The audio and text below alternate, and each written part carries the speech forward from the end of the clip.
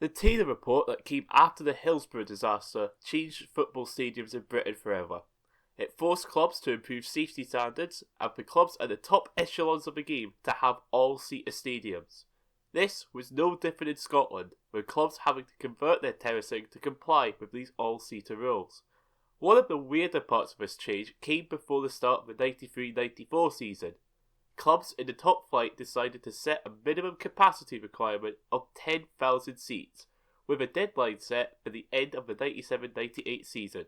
This led to issues for lower league clubs, with those aiming to gain promotion having to build expensive modern stadiums for a capacity that exceeded demand, in some cases way too far for them, or having to pass on promotion due to not being able to comply. In this video, I'll be looking at the legacy of this rule, how it affected some clubs more than others, and the many issues it caused, including promotions being denied and a club going bankrupt. First, let's look at the political context that led to this decision. In the 70s and 80s, stadiums were a lot different to what they are today. They were majority terracing and could pack crowds of tens of thousands of people together, although they were packed like sardines, and many stands were made of wood or bricks. Whilst there is nostalgia for this area, there is a reason why we have moved on from these stadiums. The 70s and 80s were an era of disasters. 1985 saw two major disasters in Hazel and Bradford. Hazel caused by a concrete wall collapsing, leading to 39 Juventus fans dying trying to escape hooligans, whilst Bradford was caused by having an outdated wooden stand catching fire, which led to 56 deaths. These disasters would create a discussion around stadium safety standards, with Rangers turning Ibrox into a modern all-seater stadium in 1988 and St Johnstone building McDermott Park, the first purpose-built football stadium, in 1989. These calls would reach a point of no return when in 1989 Britain had its worst stadium disaster. Hillsborough was the straw that broke the camel's back for these old-style stadiums. The police packing fans into a cage led to a mass crush with no escape for people apart from flooding onto the pitch by climbing a high fence. With 97 fans dead, the government had to act, which resulted in the Taylor report being published in 1990. This would change football in Britain forever. The report suggested that major changes be made, the 8 recommendations being the use of CCTV, membership cards / season tickets, segregation of home and away fans, more seating in grounds, encouragement of supporters clubs, a ban on alcohol in stadiums, involvement of clubs in their communities, and heavier penalties for clubs and fans for breaking these rules. This led to the effective banning of terracing at the top level, with the brand new Scottish Premier League setting all-seater stadiums as a minimum requirement upon its foundation in 1998. With these rules in place for both England and Scotland, you would think some similarities would be in place when it comes to requirements, but there is one major difference. In 1994, the Scottish Government and the footballing authorities agreed that the top division should have a minimum all-seater capacity of 10,000. For context, the modern-day English Premier League, in a country of 56 million, has a minimum seating capacity of 5,000. Scotland has a population of 5.5 million. Clubs were given until 1998 to either upgrade or build new grounds, which you would think would give clubs enough time to comply with these new regulations, but issues would soon follow. 2 clubs have never been relegated from the top flight of Scottish football, Celtic and Aberdeen, but the latter were saved by the 10,000 seater rule. In the 1999-2000 season, Aberdeen would finish bottom of the SPL, and as the league was expanding to a 12-team format, they should have been in a 3-team playoff, with the teams that finished second and third in the first division. The team that finished third, however, was Falkirk, who at the time were playing at Brockville Park. Brockville, at the time, was already considered dilapidated, and the club had been pushing for a new stadium in the town, but these plans did not develop quickly enough for the Bairns to get the chance at promotion to the SPL. The same issues would arise again, however, when after winning the first division in the 2002-2003 season, they would be denied again, this time after a members' vote by the SPL clubs. This is despite the fact that Falkirk had stated they would use Airdrie's Excelsior Stadium to be used temporarily until a new stadium was finished. Whilst Falkirk's new stadium would only end up fitting 8,000 people, this was due to changes in the rules, meaning they would only require a minimum seating capacity of 6,000. Now, the current stadium does only have 3 stands, but the club is limited to what it can do. This is down to Falkirk Council rezoning the area around the Grangemouth Petrochemical Works, meaning that the ground is now part of a disaster area.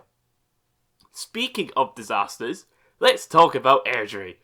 I talked about Airdrie in depth in a previous video, so I will leave links to it in the description and also put one of those little card things in the corner. But when it came to Airdrie, they were a constant yo-yo side between the top 2 divisions. Because of this, they knew their stadium, Brewfield Park, would not be suitable and that it would be cheaper and easier to build a brand new stadium. This would lead to the construction of the Excelsior Stadium, but due to planning issues with North Lanarkshire Council, there were delays to the construction.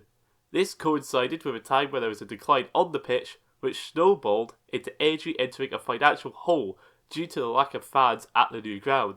Despite finishing second in the First Division in the 01-02 season, they would not be promoted to the Premier League as the club debts had grown so high they would end up going bust before returning as Airdrie United upon buying out Clydebank.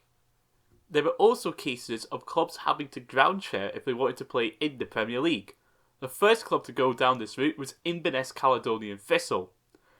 Inverness were formed through a merger of Caledonian and Inverness Thistle back in 1994 to earn a place in the Football League, and as part of this agreement a new stadium would be built in the city. This new stadium would be the Caledonian Stadium, which upon opening in 1996 would have a capacity of 5,000, which, if you can do maths, is half of the required level for the Premier League. This would be fine for the first 8 years, as with Inverness starting in the 3rd Division, they would not be hampered by it. But the year after Falkirk won the league and were denied promotion, Inverness would win the 1st Division. The SBAL clubs originally repeated their decision with not allowing a club to ground share before Inverness appealed and the clubs decided to allow them to ground share at a suitable ground. The issue here is that the nearest they could play at was Pittodrie, home of Aberdeen. During this recount, the clubs also decided to reduce the capacity required from the 2005-2006 season onwards, dropping the number from 10,000 to 6,000, which meant the Caledonian Stadium would meet the new standards upon upgrading. The club expanded the stadium to what is now 7,500 people. Even with this reduction in minimum capacity, another club would still fall foul of this. That team being Gretna. Again, I have made a video detailing what happened with Gretna, but during their short time in the Premier League, they had to play their games at Burr Park in Motherwell, which is 75 miles away from their home on the border.